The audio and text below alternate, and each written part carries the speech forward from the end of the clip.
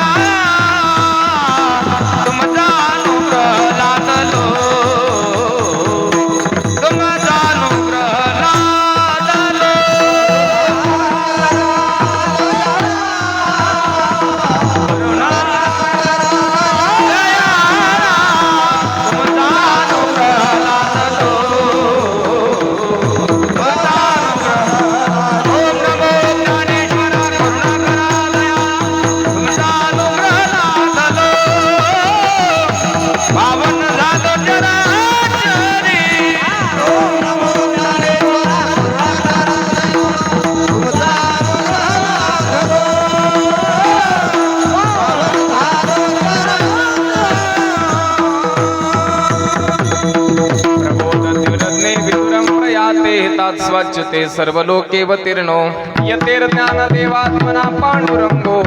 नमो ज्ञानदेवाय कैवल्यधाम्ने, नमो ज्ञानेश्वरा, नमो ज्ञानेश्वरा। निवृत्ति उदारा सोपान देवा, मुक्ताबाई नमो त्रिभुवन पावनी। आद्यत्रय जननी देवांची, नमो सद्गुरु तुकया ज्ञानदीपा। नमो सद्गुरु सच्चिदानंद रूपा, नमो सद्गुरु भक्त कल्याण मूर्ती। नमो सद्गुरु भास्करा पूर्णकीर्ती, नमो सद्गुरु भास्करा पूर्णकीर्ती। सेवे लागी सेवक झालो तुमच्या, लागलो निज चरणा। आहो स्वामी तुकया देवा, यावरी न करावा अवेर। अधिष्ठान जेथे प्रतिष्ठान देखा, तिथे जन्मला तो गुणातीत एका। दयाचे निनामे तुटे जन्म व्यथा, नमस्कार माझा सद्गुरु एकनाथा। नदी दिव्य गोदा तटीचा निवासी सदा प्रिय जो सज्जना वैष्णवांसी जया वर्णिता प्रेम आल्हाद चित्ता नमस्कार माझा सद्गुरु एकनाथा स्वये भानु जो भानु आराधिला तयाचे कुळी दीपकू दिव्य झाला हरी भक्ती लावो नितारी समस्ता नमस्कार माझा सद्गुरु एकनाथा आता माझे दंडवत तुमच्या संत चरणासी तुमच्या संत चरणासी तुमच्या संत चरणासी आता माझे दंडवत तुमच्या संत चरणासी तुमच्या संत चरणासी तुमच्या संत चरणासी माझे दंडवत तुमच्या संत चरणासी तुमच्या संत चरणासी तुमच्या संत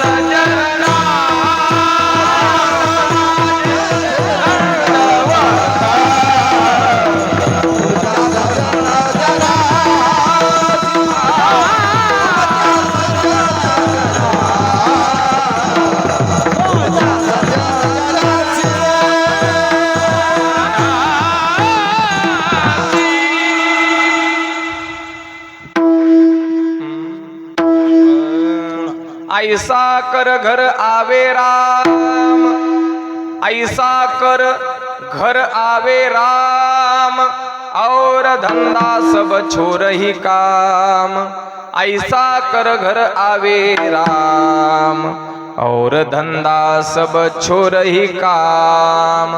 प्रस्तुत प्रसंगी प्राप्त स्थळी संप्राप्त सेवेसाठी निवडलेला अभंग जगद्गुरु जगद्वंदनीय महाराष्ट्र भूषण महाराष्ट्राचे आवडते संत संत मान्य संत देवमान्य संत लोकमान्य संत प्रेमाद्भुत सिंधू कुळसागर इंदू कान्हा प्रियबंधू आणि गुणातीत साधू असे असणारे श्रीमंत श्री जगद्गुरु तुकोबराय यांच्या अखिल विश्वाला पावन करणाऱ्या अभंग संहितेतील 4 चरणाचा हिंदुस्थानी प्रकरणातील अभंग सेवेकरता निवडलेला आहे. विठ्ठला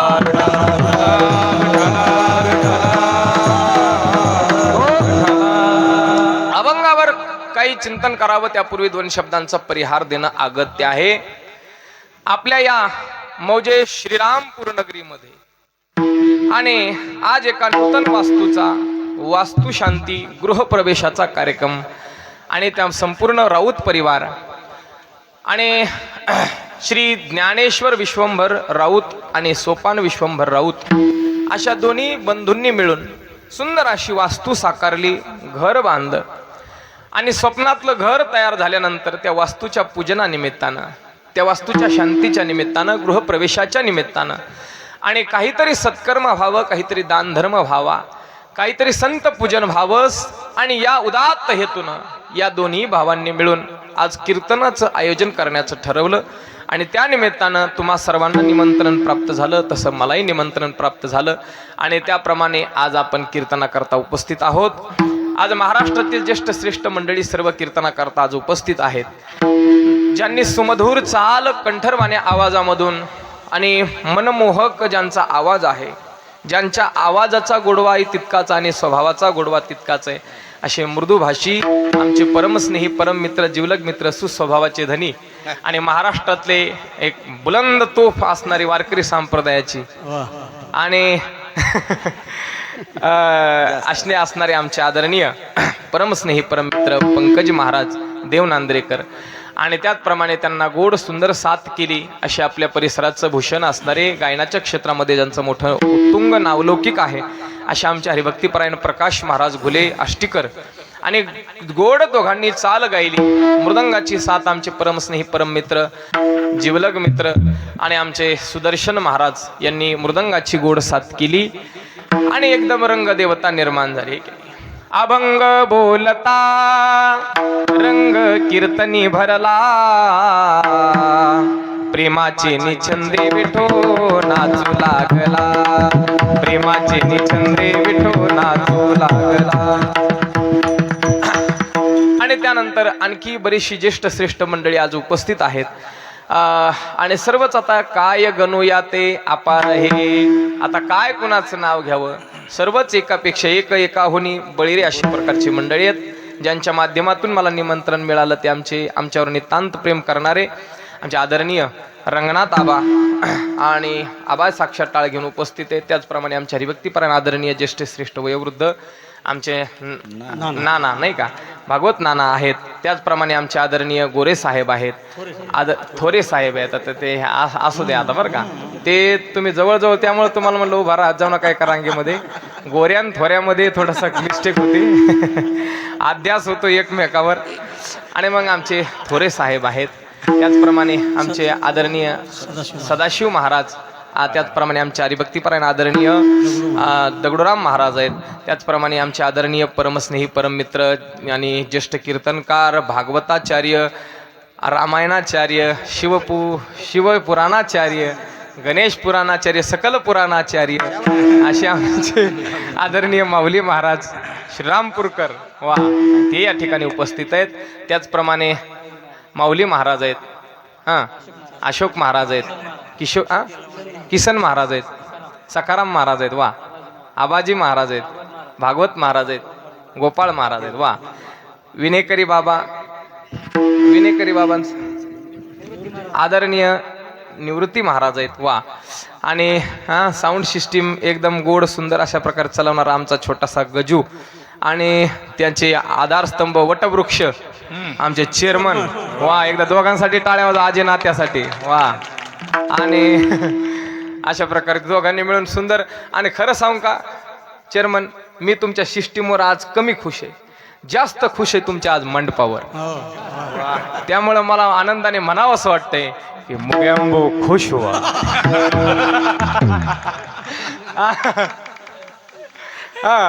आणि घेतलं ना दगडराम महाराज झाले ना, दगडराम महाराज झाले. तर सध्या गरज ज्या सिस्टीमची आम्हाला नितांत गरज आहे, त्याहीपेक्षा आज सध्या अशा मंडपांची गरज आहे.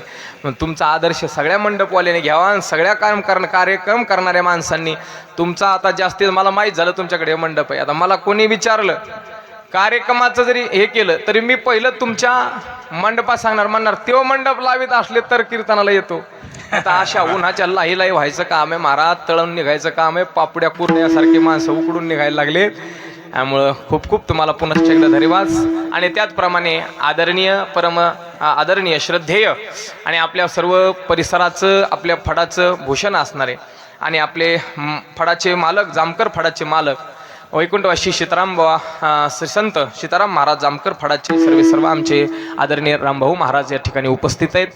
आणि तुम्ही सर्व ज्ञात अज्ञात सर्व ज्येष्ठ श्रेष्ठ मंडळी आमचे प्रभू मामा आहेत सालगावकर आणि आणखी ठिकाणी आलेले पाहुणे रावणे, सुखीय सोयरे, बांधव, भाऊकी आणि मित्र आप्तेष्ट सर्वांच्या चरणी विनम्र भावानं अभिवादन करतो. सर्वांचं नाव घेणं आवश्यक आहे पण वेळेच्या अभावात शक्य नाही, म्हणून ज्ञानोबारांच्या भाषेत तुमचं नाव घेतो. प्रभू तुम्ही महेशाची मूर्ती आणि मी दुबळा अर्चित से भक्ती, मनोनी बोल जरी गंगावती तरी स्वीकाराल की, बाळक बापाची येताटी गे आणि बापा तेची जे बाबू लागे, की तो संतोषिले निवेगे मुखची ओढवी, तैसा मी जरी तुम्हा प्रती चावटी करीतसे बाळमती, तुम्ही संतोषी जे ऐसी जाती प्रेमाची असे, आता देई जो अवधान तुम्ही बोलविला मी बोलेन, जैसे चेष्टे सूत्राधीन दारू यंत्र.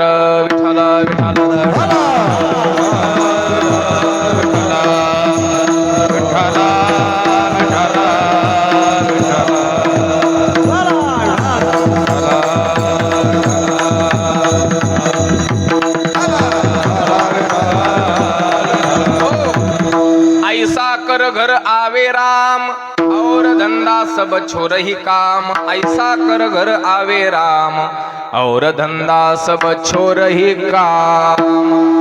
आणि अशा प्रकारे आज जगद्गुरु तुकोबार यांचा अभंग सेवेकरता निवडलेला आहे का वास्तुपूजनाच्या निमित्तानं हा उत्सव असल्यामुळे घर कसं असावं आणि त्या घराचा उद्देश काय असावा याचा उपदेश करणारा जगद्गुरु तुकोबार यांचा 4 चरणाचा आणि हिंदुस्थानी प्रकरणातील अभंग आहे. तुकोबार यांच्या गाथेमध्ये काही हिंदी अभंग आहेत आणि त्या हिंदुस्थानी नावाचं एक प्रकरण, त्या प्रकरणामध्ये सर्व हिंदी भाषेमधले अभंग त्यामध्ये सर्व समाविष्ट केलेले, त्यापैकी एक अभंग आहे. आज वास्तुपूजन आहे, अर्थात गृहप्रवेशाचा कार्यक्रम आपण संपन्न करत आहोत.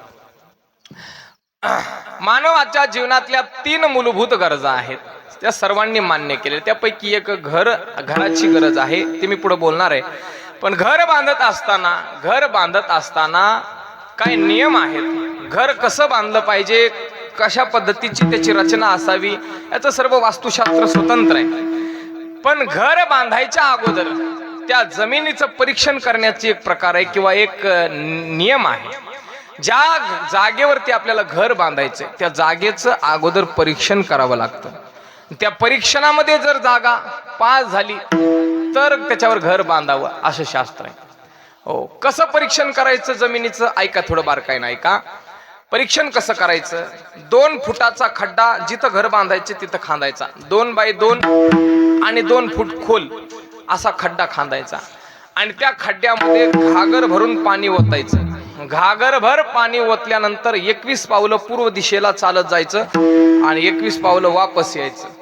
आल्यानंतर त्या खड्ड्यामध्ये पाहायचं, त्या खड्ड्यामध्ये जर पाणी शिल्लक राहिलं असेल तर तिथं घर बांधावं. जर त्या खड्ड्यात पाणीच दिसलं नाही, थोडंही पाणी शिल्लक नसेल तर समजून घ्यायचं ही जमीन घर बांधण्याच्या योग्यतेची नाही, इथं खूप पोकळ जमीन आहे, याच्यामध्ये घर दबून जाईल, धसून जाईल. घर बांधण्यासाठी जमीन पक्की लागते, त्याचं परीक्षण करण्याची ही पद्धत आहे. त्याच्यानंतर घर बांधत असताना घराच्या जागेमध्ये जर एखाद्या वेळेला हाडं सापडले, केस सापडले तर तिथं घर बांधू नये असा नियम आहे. घर जिथं बांधायचे पाया खोदता हाडं सापडले तर तिथं घर बांधायचा नाही नियम आहे. मग आता हे नियम आहेत. या बऱ्याचशा गोष्टी तुम्ही म्हणताल महाराज आता महागडी जमीन समजा जागा घेतली सिटीमध्ये एखाद्या मध्यवर्ती ठिकाणी, गुंठाभर जमीन सगळे आयुष्याची कमाई लावून तिथं जागा घेतली आणि जागा घेतल्या तिथं पाया खोदायला गेल्यावर तिथं जर समजा हाडं सापडले किंवा परीक्षण तुमच्या म्हणण्याप्रमाणे परीक्षण करायला गेलो तिथं जर पाणी सगळं जिरून गेलं तर मग काय ती जागा काय सोडून द्यायची का? बरं, जागा सोडून द्यायला आपण तिथं घर बांधायला घेतलंय बांधलं नाही आणि पाया खांदून यांनी सोडून दिलंय म्हणलं दुसरं कोणीतरी ते घर घ्यायला कशाला धजल, जागा घ्यायला. मग अशा टायमाला नुकसान करून घ्यायचं का? तर नाही. शास्त्रांनी प्रत्येक ठिकाणी काही सवलती दिलेल्या आहेत, काही काय म्हणतात त्याला अपवाद दिलेले आहेत नियमाला, काही त्याच्यावरती तोडगे सांगितलेले आहेत. याच्यावरचा तोडगा काय? तर याच्यावरचा तोडगा असा आहे, ज्या वेळेला एखाद्या त्या जमिनीमध्ये जर काही हळू बोला म्हणा, इकडे कीर्तन चालू आहे, थोडं हळू बोला, तर सांगायचं काय की त्या घर बांधताना जर हाडं निघाले, केस सापडले तर काय करायचं, त्याच्यामधली 1 परसभर जमीन जागा ती 1 परस सगळी माती त्यातली काढून घ्यायची, 1 परसभर खांदायचं, त्यातली सगळी माती काढून लांब फेकून द्यायची, दुसरी माती आणून त्याच्यामध्ये भरायची आणि मग त्याच्यावर घर बांधायचं असा नियम आहे. म्हणजे सांगायचं काय की घर बांधत असताना जमीन दोषयुक्त असू शकते. आज वास्तुशांती का करायची, वास्तूचं शांती का करावी लागते, त्याचा नियम आहे. ज्या जमिनीवर आपण घर बांधतोय ती जागा एखाद्या वेळेला दोषयुक्त असू शकते. त्याच्यावरती त्या जमिनीमध्ये फार पूर्वीच्या काळामध्ये एखाद्या वेळेस स्मशानभूमी असू शकते किंवा अन्य काही वाईट कृत्य त्या ठिकाणी झालेले असू शकतात. त्या भूमीवर त्याचे दोष, त्याचे संस्कार त्या जमिनीवर पडत असतात. मग पहिली गोष्ट आहे जमीन संस्कारित करून घेणं. संस्कार केल्यानंतर काही पवित्र होत असतं, आहे की नाही? तर जन्मो जायते शूद्रः संस्कारात द्विज उच्यते. प्रत्येक मनुष्य जन्मजात शूद्रच असतो, पण संस्काराने तो ब्राह्मण होत असतो, द्विज होत असतो. तशी जमीन कशी असली त्याच्यावर संस्कार केल्यानंतर ती पवित्र होते. मग आता त्याच्यानंतर आपण त्याच्यावर घर बांधलं. घर बांधल्यानंतर घर बांधत असताना वीट कुठून आणली, सिमेंट कुठून आणलंय, गज कुठून आणलाय, कशा पद्धतीचे गवंडी कोण होते, कशा पद्धतीने त्यांनी काय केलंय, ते आपल्याला त्याच्यामध्ये अनेक दोष त्याच्यामध्ये छोटे छोटे घडू शकतात. वीट आणली, वीट ज्या भट्टीमध्ये बनली, त्या भट्टीमध्ये कामगार जे काम करतात, ते कामगार काम करत असताना त्यांनी माती कुठून आणली, ती माती कशी आहे माहित नाही. बरं, काम करताना वीट बनवत असताना ते कामगार जिथं राहतात तिथंच राहायला, त्यांच्या झोपड्या तिथंच असतात, तिथंच ते विटा बनवतात, तिथंच राहतात, त्यांची लहान लहान लेकरं तिथंच असतात. आणि मग ते लहान लहान लेकराला समजा जर काही देहधर्म करायचा झाला तर ते काही लांब जात नाही. म्हणजे देहधर्म समजतो का तुम्हाला? जाऊ द्या, लघु शंका दीर्घ शंका हे तर समजत असेल. तर अशा प्रकारच्या क्रिया ते काही लय लांब जाऊन करत नाही, ते तिथं जागेवरच करतात. त्याचे संस्कार काही त्या मातीमध्ये, त्या विटामध्ये ते संस्कार, अशुभ संस्कार त्याच्यामध्ये जाऊन बसतात. आपण जो गज वापरलाय बांधकामासाठी, तो गज सुद्धा कशापासून बनवलाय, त्याचं रॉ मटेरियल काय वापरलंय हे आपल्याला माहित नाही. म्हणजे छोटे छोटे छोटे छोटे दोष आणि सगळे आपल्या घरामध्ये जाऊन बसतात. आणि त्याकरता त्या घराचं पूजन करणं, त्या प्रत्येक वस्तूची शांती करणं ही आवश्यक असते. विठ्ठल विठ्ठल.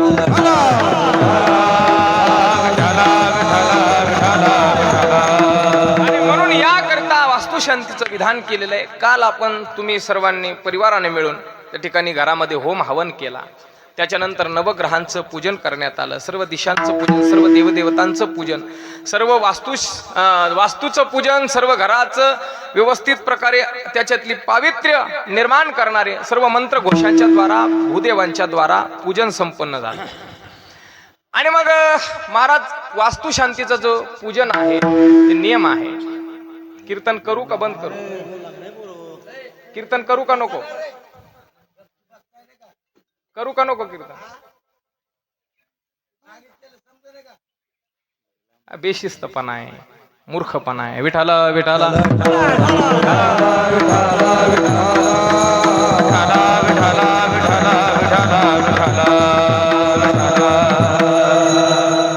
तर मग महाराज वास्तुपूजन शास्त्रोक्त पद्धतीनं काल संपन्न झालेलं आहे. काल जर वास्तुपूजन संपन्न झालं तर मग आज नव्याने कीर्तनाचा हे आयोजन कशासाठी? इकडे लक्ष द्या, तुम्ही सगळे माझ्याकडे लक्ष द्या. जेवण वगैरे नाश्ते पाणी झालेले असते ना सगळ्याचे? हा, नेहऱ्या करून, म्हणजे जास्त तर नाही झाल्या नेहऱ्या, जरा जास्त झाल्या आणि वाटायला थोड्या नेहऱ्या जास्त झाल्यात का भुका लागल्यात एकदा सांगा, म्हणजे मला त्या पद्धतीनं रान धरायला. उग मी लांबणी तर रान धरायचो मोठं, मग ते मला आवाक्यात आणता आणता आणता वाजायचे 3 3:30. तुम्ही तोपर्यंत चेहरे पाडायचे, असे चेहरे पाडून बसायचे, ते काय मजा नाही त्याला. थोडस फ्रेश बसा, म्हणजे मग मला कळन थोडं कीर्तन करायचं का नाही करायचं, बोलायचं का नाही बोला, कसं बोलायचं, कशा पद्धतीनं बोलायचं. थोडस फ्रेश बसा. विठाला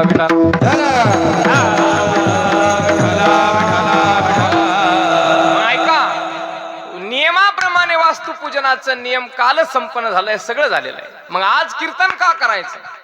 तर त्याचं कारण असं आहे की काल जे आपण केलं, यज्ञ असेल, होम हवन असेल, किंवा ते सगळा जो भाग आहे तो कर्मकांडाचा भाग आहे. कर्मकांड आहे. कर्मकांड म्हणजे कर्म, अर्थात कर्म हे अत्यंत दुस्तर आहे, अत्यंत सूक्ष्म आहे, अत्यंत क्लिष्ट आहे आणि अत्यंत, एवढं नाही समजलं तर अत्यंत क्रिटिकल आहे. आता लक्षात आलं असेल बहुतेकांच्या.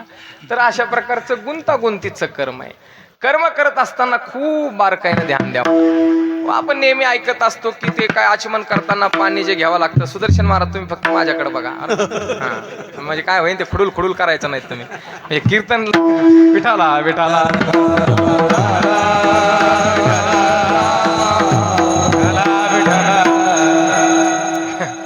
लय अवघड काम आहे हो हे. आवळून आणायचं वातावरण आहे ना, आणि त्याच्यात 1 दिवसाचा कार्यक्रम म्हणलं का ते लय असं आवळून असं आणावं लागतं, पदशीर आणावं लागतं. आता सुरुवात एकदम नंबर 1 चालीनं झाली, पण ते असं तुम्ही आता मध्ये मध्ये विक्षेप जर करायला लागले तर सगळं रान असं ते पांगून जाईल, सगळं इचकटून जाईल. ते बांधल्या पेंडीचा सुटला असे आळा आणि तृण राणू माळा. बस तसं काय होता कामा नाही. थोडंसं लक्ष द्या. एक अर्धा तास आपण सेवा करू, 1 तास करू, तुम्ही म्हणताल तेव्हा सोडून देऊ, फक्त लक्ष द्या. मग ऐका, मी काय सांगत होतो, कीर्तन सांगत होतो. तर कर्मकांडाचं कर्म अत्यंत सूक्ष्म आहे. आपण पाहत असतो, ऐकत असतो की आचमन करण्यासाठी ओम केशवाय नमः, ओम माधवाय नमः, ओम नारायणाय नमः असं आचमन करण्यासाठी जे पाणी घेतलं जातं ते पाणी एक उडदाचा दाणा भिजेल एवढं घ्यायचं असतं. आणि त्याच्यापेक्षा जास्त झालं किंवा कमी झालं तर दारू पेल्याचं पाप लागतं. हे तुम्ही बऱ्याच वेळेला ऐकलं असेल. मग आपल्याकडं तर आचमन करण्यासाठी काही छोटीशी पळी नसते. आपण पळीनं काय येतात, ब्राह्मण मंडळी काही वैदिक मंडळी अशी पळीनं पाणी घेतात, छोटंसं आचमन करतात. आपल्याकडे काही पळी नसते, चमचा नसतो, काय नसतं. आपण आचमन करा म्हणलं बा म्हणा, आपण धांदल घाई सगळी गडबड आपल्या मागं तांब्यास घेतो की तांब्याने भाडा भाडा होतो पाणी पितो. आता तहान लागली असती पहिलीच. आणि मग हे छोटेसे जे दोष घडतात, जाऊ द्या, हे तुमच्या माहित आहे. ऐका, आणखी किती छोटे छोटे दोष असतात. पूजा करायची आणि पूजा करण्याकरता तुम्ही पाणी आणायला गेला आणि पाणी आणताना तुमच्या पायात जर चप्पल असेल तर ते चप्पल घालून आणलेलं पाणी देवाच्या पूजेला चालत नाही.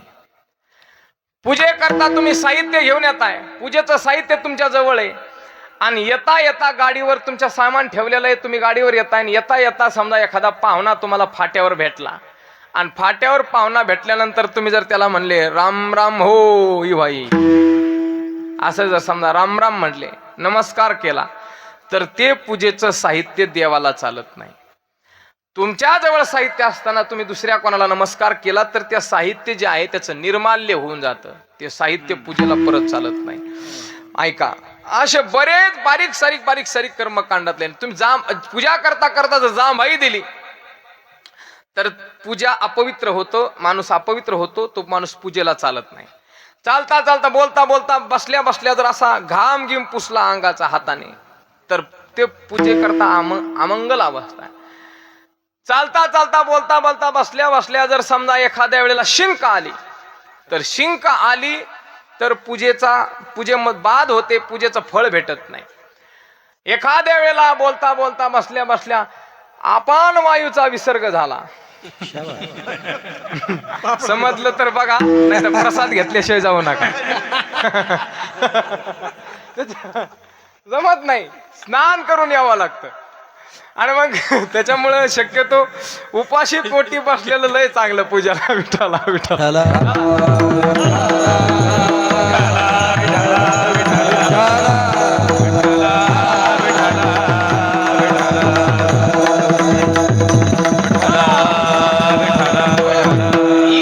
सूक्ष्म कर्म आहे, थोडा बी चूक सहन करीत नाही. कर्मामध्ये थोडी चूक सहन होत नाही. बरं ऐका, इतकं झालं, सगळं व्यवस्थित आपण केलं, आपल्याकडून काहीच चुकू दिलं नाही आणि आपण व्यवस्थित आहेत. पण जो ब्राह्मण आपण बोलवला पूजा करता, त्या ब्राह्मणाकडून जर एखादा मंत्र उच्चारण्यामध्ये काना, मात्रा, रस्व, दीर्घ, प्लुत, त्याच्यानं स्वरित, उदात्त, अनुदात्त याच्यामध्ये जर थोडीशी जरी चुकी झाली, कमतरता झाली, त्रुटी इकडं तिकडं झालं तरी सुद्धा त्याचा दोष लागतो. किती दोष लागतो? किती दोष लागतो? मंत्र चळे थोडा तरी धडाची होय वेळा, तरी धडाची होय वेळा, तरी धडाची होय वेळा. चळे थोडा तरी धडाची होय वेळा, तरी धडाची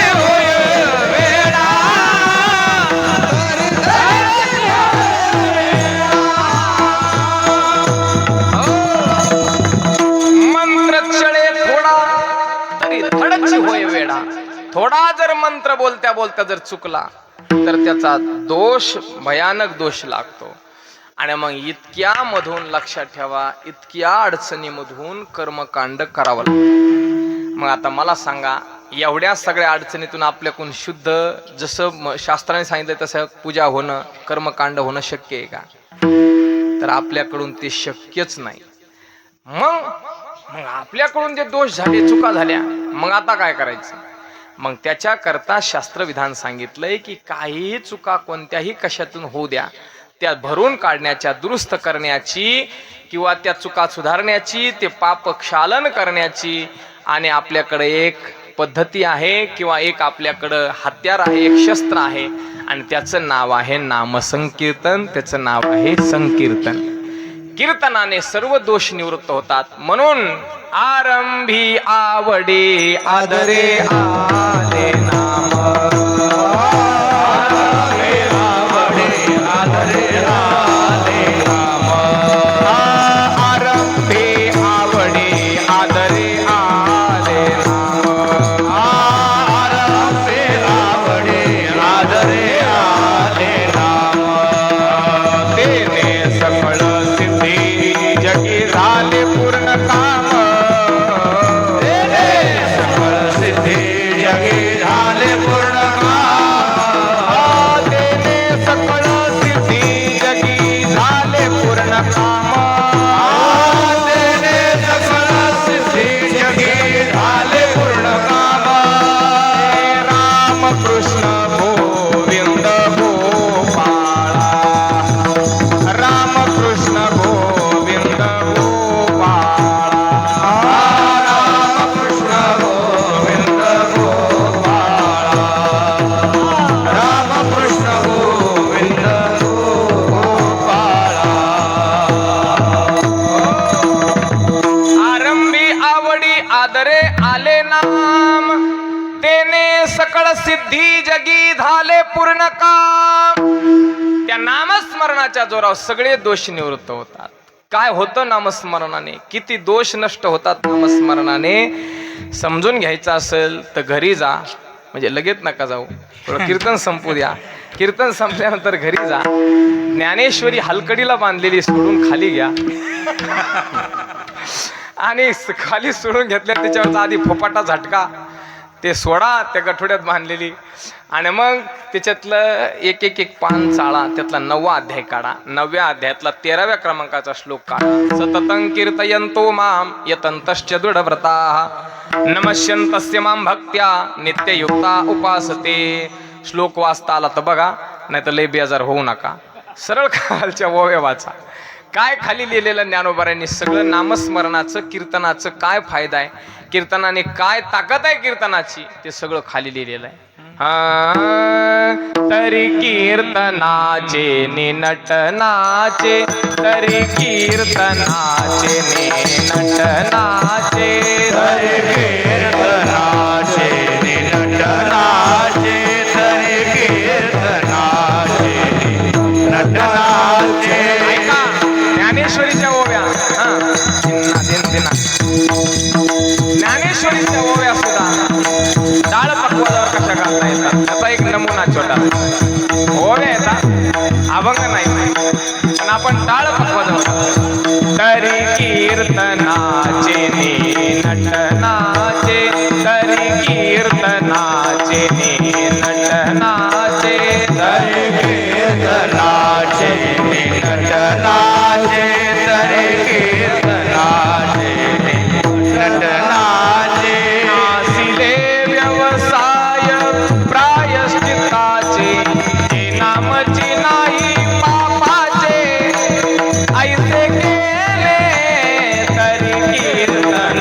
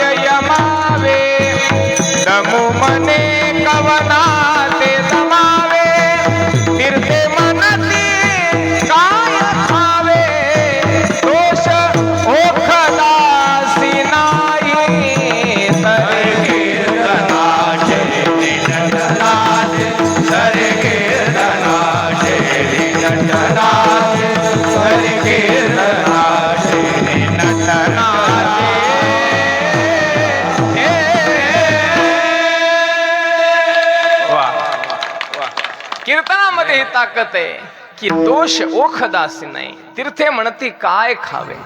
अर्थात तीर्थ हे आपले दोष खात असतं, पाप खात असतं. तुम्ही गंगेमध्ये स्नानाला गेलात, बुडी मारली की गंगा तुमच्या अंगातले सगळे पाप खाऊन घेते.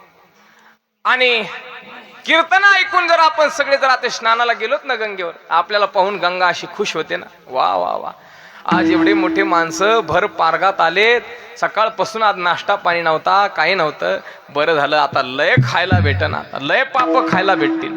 मग गंगा खुश होते. आणि जसे आपण कपडे काढून मध्ये गेलो आणि बुटकी मारली का गंगा माता अशी आपल्या अंगाला चाचपती असं चाप येते, याच्या कोणत्यातरी खिशात काहीतरी असं आणि ते मी काढून खाई. मग याच्या कोणत्या कप्प्यामध्ये काही असल, कोणत्या तरी कोपऱ्यामध्ये, आणि मग ते चापून चापून खाण्याचा प्रयत्न करते. पण ज्या वेळेला आपण सगळे असे कीर्तन ऐकून जर स्नानाला गेलोत ना, की मग गंगेला आपल्या खिशात काही सापडत नाही. आणि मग गंगा म्हणते तीर्थे म्हणती काय खावे, दोष ओखदा, औषधाला याच्याकडे दोष शिल्लक नाही. अर्थात एवढी ताकद, औषधाला सुद्धा दोष शिल्लक न ठेवण्याची ताकद कीर्तनात आहे. म्हणून कीर्तन करायचंय विठाला.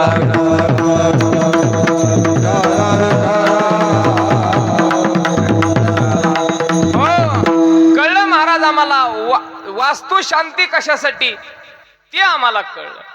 घर बांधायचे नियम कसे आहेत, घर कसं बांधायचं ते कळलं. वास्तू शांती का करायची तेही कळलं. वास्तू शांतीनंतर कीर्तन का करायचं तेही कळालं.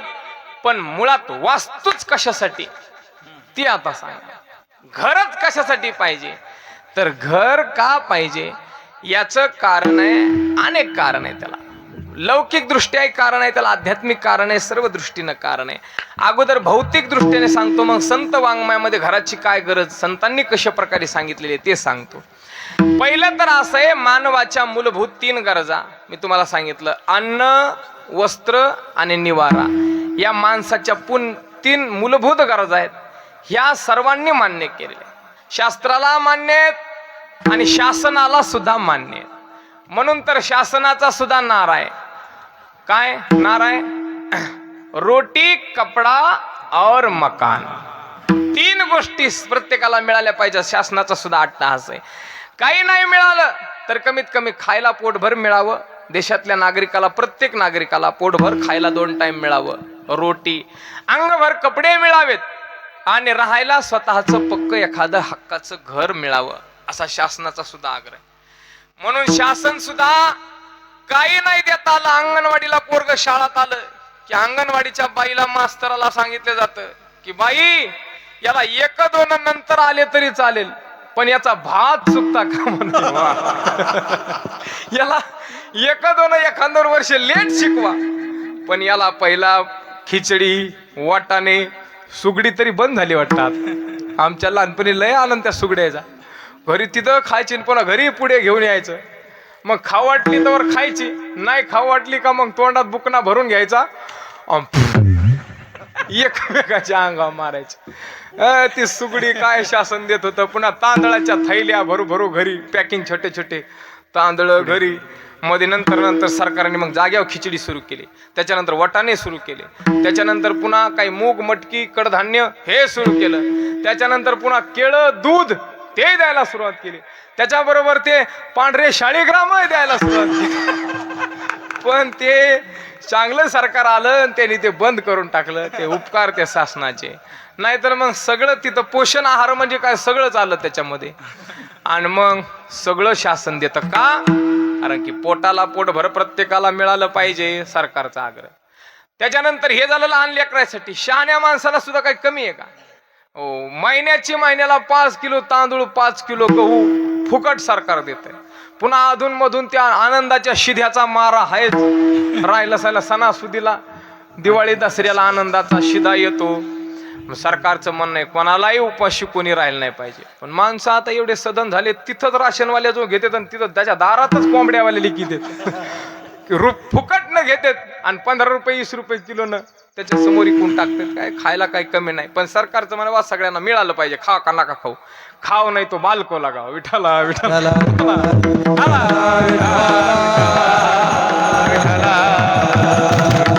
अन्न, त्याच्यानंतर वस्त्र. शाळेत पोरगा गेला की पहिलं एक ड्रेस देत होतं सरकारी शाळा जिल्हा परिषद, आता 2-2 ड्रेस देते, 2-2 ड्रेस घाला अंगावर. पण शाळेत मात्र या त्याच्यानंतर पुन्हा नाईट ड्रेस बी पुन्हा द्यायला लागले. दिवसा घालायचं वेगळे, एखाद्या शनिवार रविवार घालायला, शनिवारी घालायचे कपडे वेगळे, हप्ताभर घालायचे वेगळे. सरकार फुकटमध्ये कपडे सुद्धा द्यायला लागले. मला वाटतं बायाला साड्या वगैरे माग एकदा द्याल ते वाटतं कधीतरी. नाही देते थांबा जरा. ऐका, सगळ्यांना वस्त्र मिळाले पाहिजेत आणि सगळ्यांना पक्क घर मिळालं पाहिजे.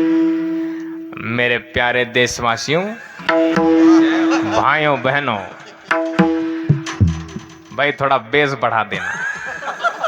ये अपना गजू बच्चा है, बहुत ही प्यारा बच्चा है और इसे मैं गोद लेना चाहता हूँ, लेकिन इसके दादा की परमिशन लेनी पड़ेगी. तो भाई थोड़ा, भाइयों बहनों,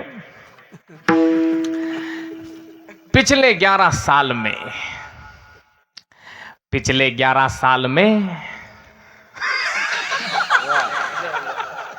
देश में जितने घर बने हैं उतने घर बीते, भाई इको नहीं बढ़ाना, इको कम कर दे.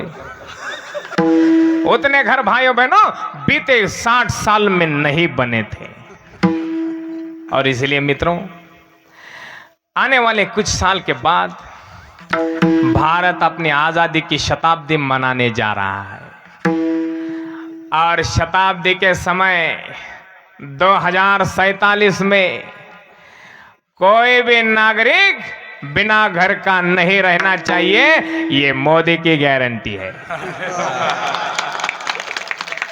सबको अपना पक्का घर मिलना चाहिए.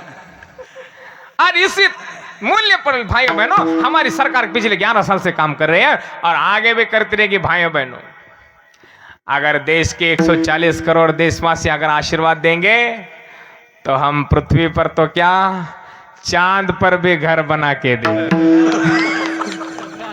वचने का दरिद्रता. विठाला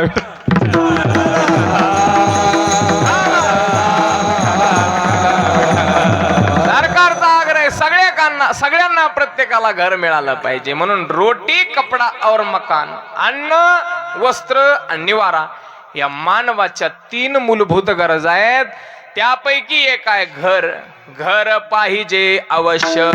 नाथ महाराजांना विचारा, महाराज कशासाठी घर पाहिजे, घराची आवश्यकता काय? नाथ महाराज संसारिक संत आहेत. नाथ महाराजांनी घरासाठी तर्क दिला, कारण दिलं. घर पाहिजे आवश्यक. कशा करता महाराज? स्त्री भोगार्थ संसारिया. महाराज म्हणतात ज्याला लग्न करायचंय त्याला पहिला अगोदर घर असलं पाहिजे. पाहुणे आले, पाहुणे जर शेजारच्या घरी जर बसले तर लगेच पाहुणे म्हणतात नुसत्या चहा पाण्यावर आवरायचं का, थोडा नाश्ता करायचा. एकमेकाला खुनीत येत. चहा घेतला, आता मला वाटतं येऊ आपण, पुन्हा येऊ पुढच्या याला पुढच्या हप्त्यात पुन्हा येऊ. का? अरे याला राहायला घरच नाही नीटनीटक. पत्राचं घर, याचं मातीचं. तरी काही काही ना दिल्या लोकांनी पोरी. असू द्या लय विस्तार नको. विठाला वर बघा.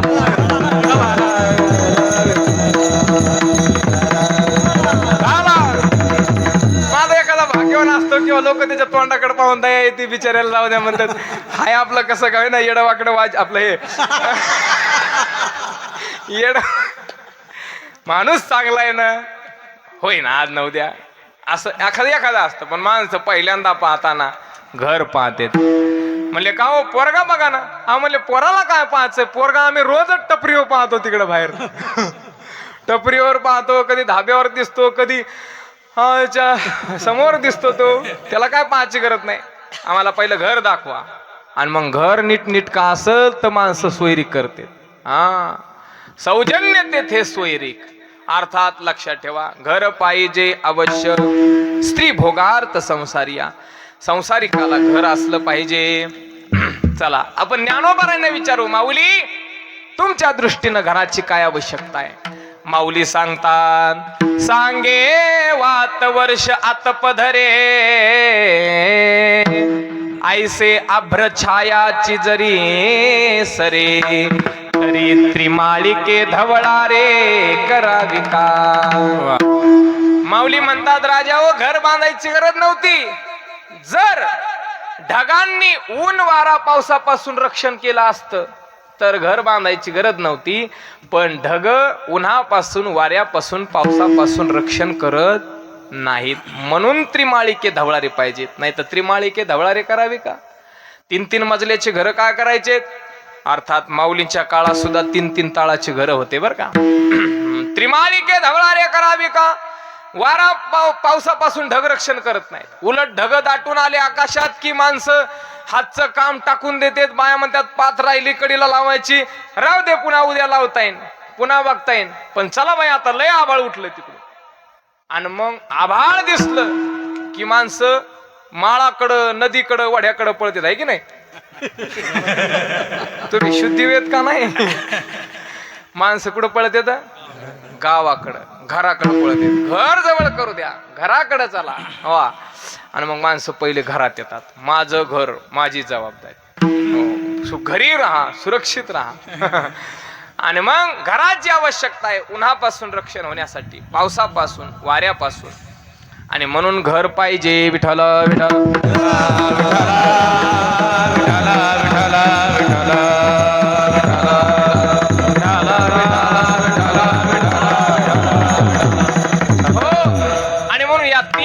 अशा प्रकारे अनेक घरांचे फायदे आहेत, गरजा आहेत.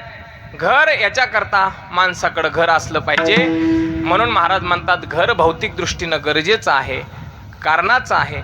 घर पाहिजे, पण त्याबरोबर घर बांधलं ना तर मग असं घर बांधा किंवा असं काम करा की त्या घरामध्ये परमात्म्याने वास केला पाहिजे. अभंगाचं पहिलं साकर घर आवेरा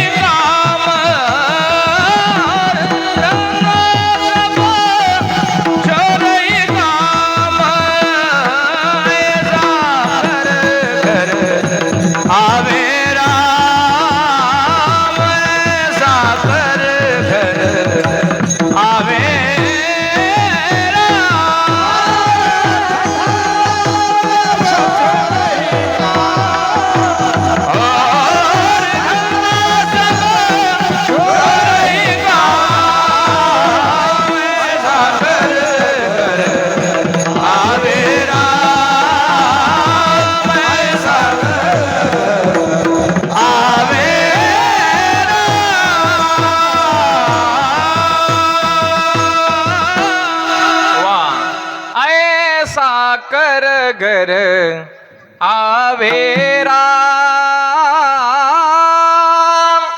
घर अवश्य बांधा गड्या, कारण की घरावरून माणसाची ओळख होत असते. घर हे माणसाचं हक्काचं पत्त्याचं ठिकाण असतं. एखाद्याला जर तुम्हाला काही पाठवायचंय तर कशावर पाठवणार माणूस? पत्ता पाहिजे ना. पत्त्यासाठी काहीतरी पक्क एक घर पाहिजे.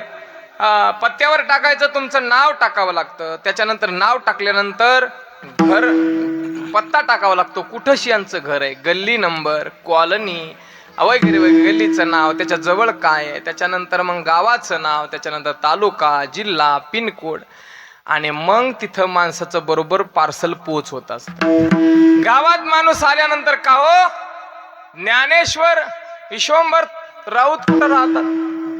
आणि मग माणसं म्हणतात असं करा, या इथून मध्ये नका जाऊ, गावातून या बाहेरच्या रस्त्याने जा, आणि तिथं समोर गेल्यानंतर सरळ जा पुढं, आणि पुढं गेल्यानंतर एक गावात रस्ता घुसतो, त्या रस्त्याने जाऊ नका परत, तसं सरळ जा. डाव्या हाताला नवीन घर त्यांनी 2 मजल्याचं सुंदर घर बांधलंय, तेच त्यांचं घर आहे. आणि ह्याच्यावरून माणसाची घरावरून ओळखत असते. एवढंच नाही, माणूस कशा पद्धतीचा आहे, कसा आहे, हे सुद्धा घरावरून कळतं माणसाच्या. मी सांगत नाही, माऊली म्हणतात, जैसा आथिला आणि विलासिया तैची ओळख होये धनंजया, जय राज सेव्या ठाया वस्तीसिये. ज्ञानोबराय म्हणतात, माणूस आथिला आणि विलासी हे कशावरून कळतं, चांगल्या घरात राहतो याच्यावरून कळतं. काही काही माणसं आथिले म्हणजे संपन्न असतात. आथिला म्हणजे संपन्न. काही काही माणसं संपन्न असतात पण विलासी नसतात. हो, मिडकू मिडकू मिडकू मिडकू खाणार, पैसा निसता बँका भरू भरू, इकडं काय तिकडं काय, एफड्या करून जागा घेऊ सोन्यामध्ये गुतव, इकडं गुतव तिकडं गुतव, बेजार, पण घर बांधणार नाही. साध्या घरात पत्रात राहतील, कुडात राहतील, पण पैसा बिसा पाळून राहतात. समजून घ्यायचं, आथिला आहे पण विलासी नाही. काही काही विलासी असतात पण आथिले नसतात. काही खायला खडकू नसतो पण ऋणम कृत्वा घृतम पिबेत. ऋण काढून सण करणारे काही म्हणजे भस्मीभूतस्य देहस्य पुनरागमनम कुमनम कुता यावत् जीवम सुखम जीवे ऋणम कृत्वा घृतम पिबेत. भस्मीभूतस्य देहस्य पुनरागमनम कुता. पुन्हा पुन्हा काय जीवन आहे का, ऋण काढावं माणसाने पण तूप प्यावा. आता हे बोलणारा जुन्या काळातला 1000 वर्षापूर्वीचा 700-800 वर्षापूर्वीचा होता म्हणून तो घृतम पिबेत म्हणला. आता सध्या मला घृतम पिबेत नाही, ऋणम कृत्वा सुराम घृणम कृत्वा सुराम विठ्ठला.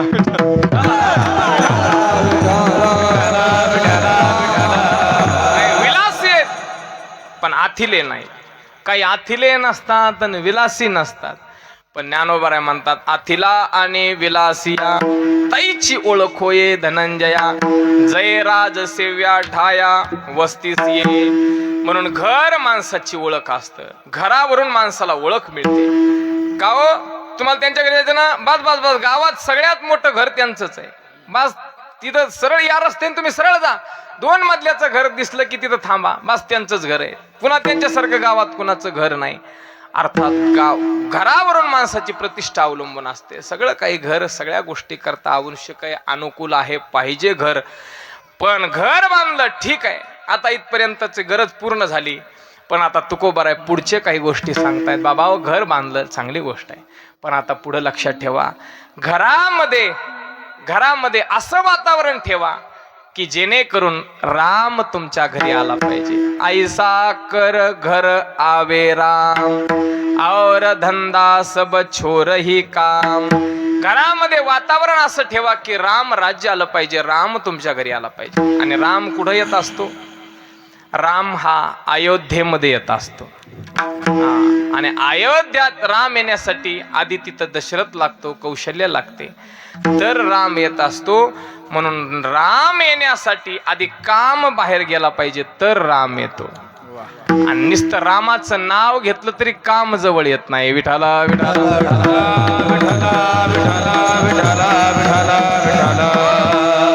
मंदोदरी एकदा रावणाला विचारते, महाराज तुम्ही सीतेची अभिलाषा करता, सीता पाय तुम्हाला हवी अशी वाटते, तुम्ही मायावी आहेत, तुम्ही मायावी रूप धारण करून साधू होऊ शकता, सीतेचं हरण करू शकता. मग तुम्ही मायेचा प्रभावाने ते मायावी रूप धारण करून तुम्ही राम का नाही होऊ शकत? तुम्ही असं करा ना.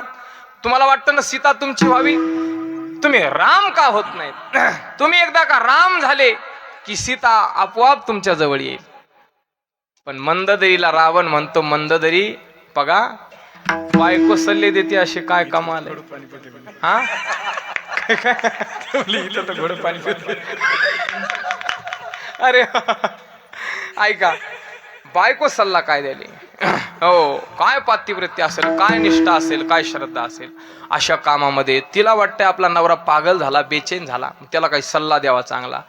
मंदोदरीनं सल्ला दिला. मंदोदरीला रावण म्हणतो, अगं मंदोदरी तुला वाटतं का मला एवढीशी गोष्ट कळणार नाही? मला तुला इतका मी येडा दिसतो का? अगं मी एकदा नाही अनेक वेळेला राम होण्याचा प्रयत्न केला. मी राम झालो, पण राम झालो की माझ्या अंतःकरणात काम शिल्लक राहत नाही. सीतेजवळ जाऊनही काही उपयोग होत नाही.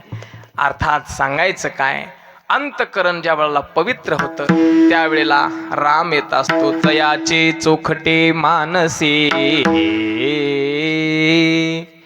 मी होऊन असे क्षेत्र संन्यासी जया निजेरिया ते उपासे वैराग्य गा. त्याच्या हृदयामध्ये मी राहतो. तयाचे चोखटे मानसी. मी त्याच्या हृदयात राहतो. कोणाचं? ज्याचं मानस अर्थात मन चोखट म्हणजे शुद्ध झालेलं आहे. आणि अशा शुद्ध मनामध्ये हो काय काम क्रोधे केले घर रीते. हो काम क्रोधे केले घर रीते. काम क्रोध केले घर रीते. हो काम क्रोध केले. तुका म्हणे देहा हरीला विठ्ठल काम क्रोधे केले घर रीते. काम क्रोध केले घर काम म्हणे देहा हरीला विठ्ठल काम क्रोधे केले घर रीते. काम क्रोध केले घर हो तुका म्हणे देह भरिला विठ्ठले. भरला देह पण कधी? अगोदर काम क्रोधे केले घर रीते. काम क्रोध गेले तेव्हा देव आला. म्हणून तुम्हाला वाटत असेल तुमच्या घरी देव यावा, तुम्हाला वाटत असेल आपल्या घरी देव आला पाहिजे, तर तुम्ही एक करा, घर स्वच्छ करा. अर्थात घर म्हणजे हे भौतिक घर नाही, तरी आपलं देहरूपी घर आहे. या घराला माणसाने आतून स्वच्छ केलं पाहिजे. काम क्रोधांना बाहेर काढलं पाहिजे. निर्मळ अंतःकरण केलं की परमात्म्याचा वास होतो. म्हणून ऐसा कर घर आवे राम और धंदा सब छोर ही काम. सगळे काम धंदे सोडायचं असा याचा अर्थ नाही, तर और धंदा म्हणजे इतर जे धंदे आहेत, वाईट धंदे आहेत किंवा अन्यायकारक धंदे आहेत, ते सगळे धंदे सोडून दे. और धंदा सब छोर ही काम. सगळे काम सोडून दे. आणि बाबा, आणि कशाला एवढ्या गोत्यामध्ये पडतो? गोते काहे गोते काहे इतने होते आहे खाला. इतने होते आहे खाला.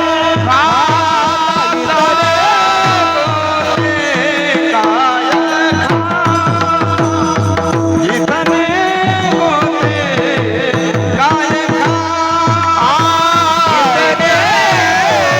इतने होते काय खाला. इतने होते काय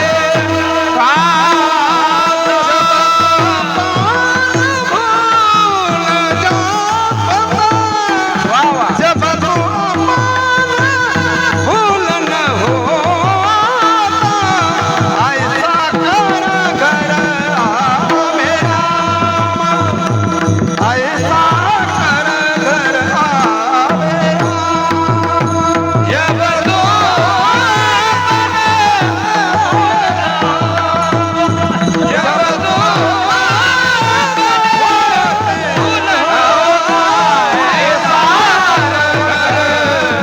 आवे राम. ऐसा कर घर आवे राम.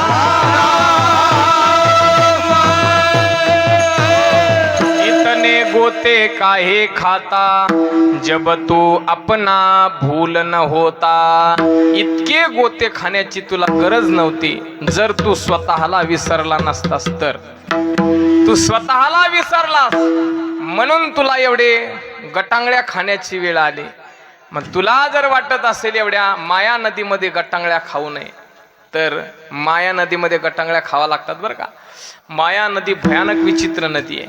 कशी नदी आहे? घरी जा परत एकदा, 7वा अध्याय काढा गीतेचा, त्याच्यातला 13व्या क्रमांकाचा श्लोक काढा ज्ञानेश्वरीचा, आणि श्लोक वाचता आला तर बघा, दैवी हेशा गुणमयी मम माया दुत्यया मामेव ये प्रपद्यन्ते माया मेतांतरंती ते आता महदादिये माझी माया विसरोनिया धनंजया जिमी होय जे आया कैसेनिये जे ब्रह्माचळाचा आधाडा पहिल्या संकल्प जळाचा उभाडा सवेची महाभूतांचा बुडबुडा साना आला जे सृष्टी विस्ताराचे निवगे चढत कालकलनेचे निवेगे प्रवृत्ती निवृत्तीची तुंगे तटे सांडे जे गुणगणाचे निवृष्टी भरे भरली मोहाचे महापुरे जे घेऊन जात नगरे यमनियमांची जे द्वेषांच्या आवर्ती दाटत मत्सरांचे वळसे पडत माझी प्रमादादे तळपत महामीन ओ तमाचे धारसे वाड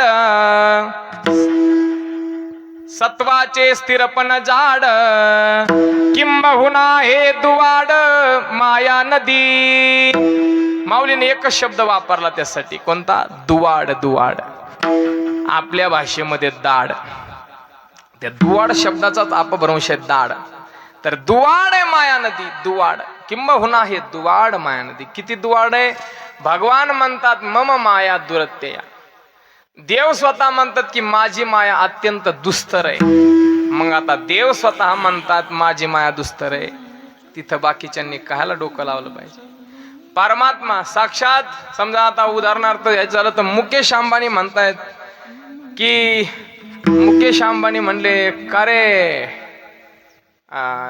आनंदा गाडी गाडी घ्यायची का रे आपल्याला आनंद म्हणला घेतली असती पप्पा पण लय महाग आहे कोण म्हणतंय आनंद म्हणायला लय महाग आहे गाडी आणि तिथं आपल्या गावातल्या 1.5 एकरवाल्याने पप्पा आपल्याला घ्यायची का रे म्हणजे किती तसं भगवान साक्षात म्हणतायत की बाबा मम माया दुरत्यया मग किती दुस्तर असेल त्याची कल्पना आपण करू शकत नाही अत्यंत भयानक माया आहे त्या माया नदीमध्ये आपण गटांगळ्या खात चाललोय गटांगळ्या खाणार जन्म पुनरपि जननम पुनरपि मरणम पुनरपि जननी जठरे शयनम य संसारे कलदस्तारे कृपया पारे पाहि मुरारे भज गोविंदम भज गोविंदम भज गोविंदम मूढमते आणि मग ऐका किती दुस्तर माया नदी आहे आमच्याकडे संस्थेमध्ये आळंदीला माऊली महाराज 4 वर्षात परीक्षा शेवटच्या वर्षाला 40 मिनिटाची परीक्षा 40 मिनिटामध्ये अभंग सोडवायचा चाली आपणच म्हणायच्या प्रमाणे आपणच म्हणायचे मागचे फक्त उभे राहिलेले गुरुबंधू सगळे असं जिरता जिरं करणार एक शब्द काढणार नाही फक्त माग म्हणण्याचं काम करणार मग आपलं 40 मिनिटात आपुले आपण करा सोडवत 40 मिनिटाच्या वर 1 मिनिट 2 मिनिट झाले वाट बघणार 5 मिनिट जास्त झाले की परीक्षक बेल वाजवतात बेल वाजवली की आहे तिथंच बास विठोबरखमाई करायचं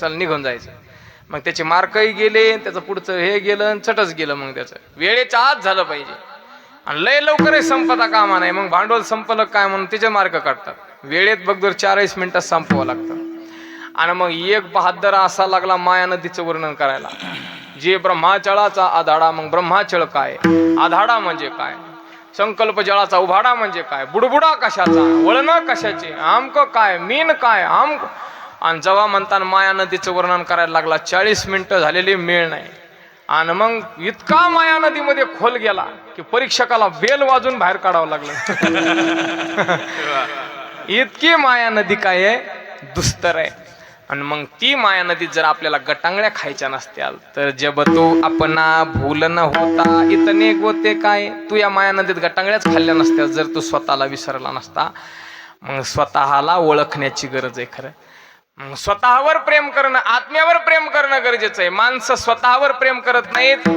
आत्म्यावर प्रेम करत नाहीत भौतिक गोष्टीवर प्रेम करतात माणसं शरीरावर प्रेम करतात शरीर संबंधीवर प्रेम करतात आणि जडावर प्रेम करतात किती जडावर प्रेम करतात आता घरच बांधलेलं आहे घराचंच उदाहरण सांगतो ऐका एका माणसाने घर बांधलं 2 मजल्याचं घर बांधलं पुण्याच्या ठिकाणी पुण्यामध्ये घर बांधलं खालचा मजला राहण्यासाठी ठेवला वरचा मजला भाड्याने दिला आणि मग भाडे करू नवीन आला बॅचलर पोरगा होता ते आल्यानंतर त्याने सामानाची लावालावी सुरू केली इकडं सामान इकडं टेबल लाव तिकडं कपाट ठेव तिकडं पुस्तकं ठेव इकडं हे कर बॅग इकडं ठेव असं तसं आणि तितक्या त्याच्या हाताला एक कॅलेंडर लागलं कॅलेंडर हातात लागलं ते विचार करू लागला कॅलेंडर कुठंतरी अडकलं पाहिजे कुठं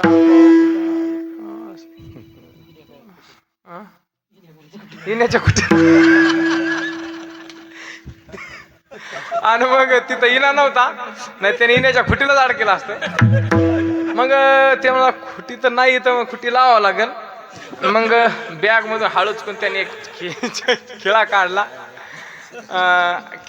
आणि हातोडी घेतली आणि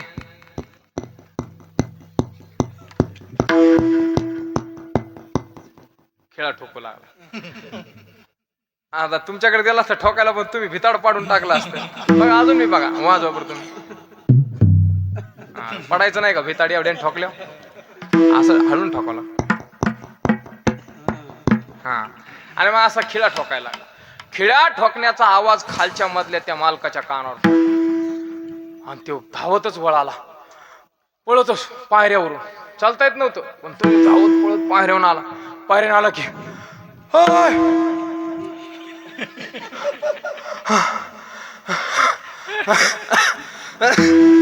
ते म्हणला, मामा काय झालं?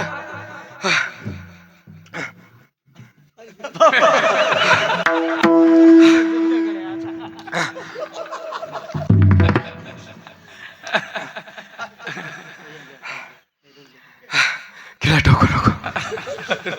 तो मला, मामा काय झालं? पण खिळा ठोकू नको. आपण मामा मी भिताडा ठोकायलो.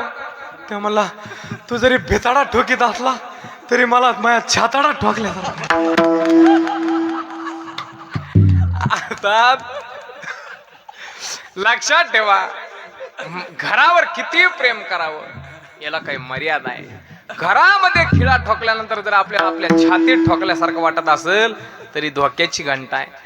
आणि लक्षात ठेवा, किती या घरावर प्रेम केलं, जडावर प्रेम केलं तरी लक्षात ठेवा, शेवटची आंघोळ मात्र बाहेर असते. आपल्याला माहिती, शेवटच्या आंघोळीचं जाऊ द्या, पोरं बरे करता बरे निघाले तर बरे, नाही तर म्हाताऱ्याची बाज डायरेक्ट जिन्याखाली टाकून देते. बाबा तुम्ही पडा इथं, म्हणजे थोकायला ज्याला बाहेर जायला तुम्हाला सोपं आहे, आणि मग तिथं टाकीत. म्हणून बाबा जडावर प्रेम करू नका. हा, आणि बाकीच्या गोष्टीवर प्रेम करण्यापेक्षा आत्म्यावर प्रेम करा. इतने गोते काहे खाता जब तू अपना भूल न होता. आणि लक्षात ठेवा, किती जरी छक्के पंजे केले, किती जरी आणि 420 केली तरी सुद्धा लक्षात ठेवा, परमात्मावर बसलेला आहे आणि तो अंतरात बसलेला आहे. तो अंतर्यामी आहे, त्याला अंतर्यामी जाणत साता